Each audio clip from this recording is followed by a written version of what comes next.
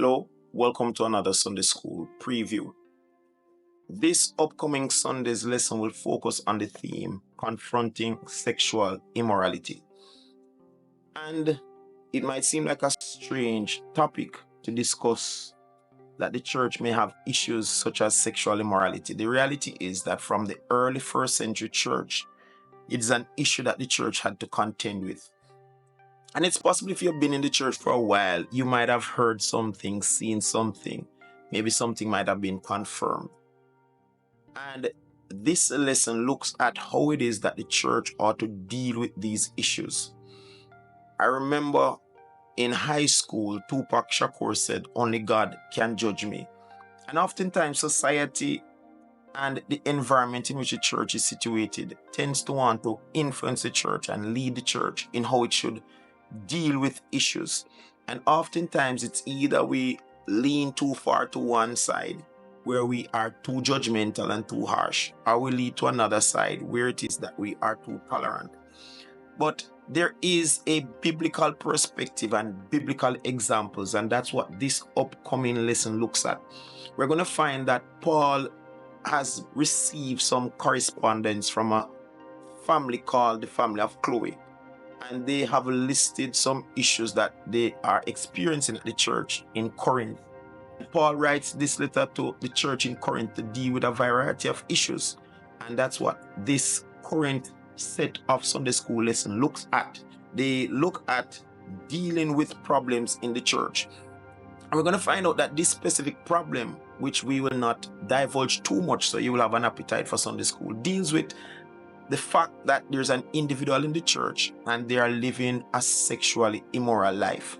And Paul is going to write to the church, and you need to go to Sunday school to find out. He's going to really drop the hammer on this one.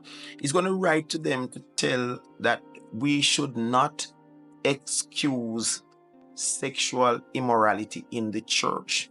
He's going to talk about how a little leaven the whole lump. And when you go to Sunday school, the teacher is going to allow you to understand that concept, that when you put baking flour into regular flour, it is not just the place that you put the baking flour that is affected. The entire dough rises. That means there are effects of sin that spread throughout a church whenever it is tolerated. I'm going to find Paul is going to state that there are times we have to just deal with the thing in the way that it has to be dealt with for the preservation of the purity of the church. So as we come out, it's going to be three headings that it's going to be focused on.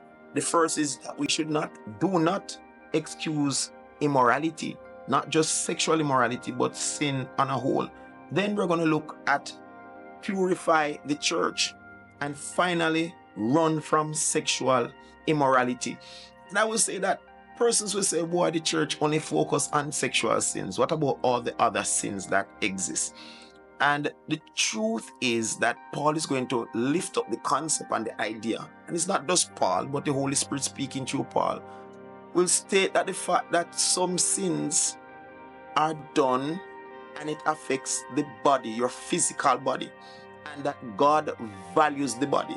Don't think that God don't care about the body, right? Don't think that because we're going to die and this body goes into the earth. The body is the temple of the Holy Spirit. And when you perform certain acts with the body, it is attaching the body to something that is defiling the temple. And you and I know, especially females don't like dirty place. And if you think your mother don't like when the house is dirty, or your spouse or the husband don't like when the house is dirty, well, God is infinitely more clean and infinitely more intolerant of contaminations within the temple which he desires to possess. And you're going to know more about this when you go to Sunday school this upcoming Sunday.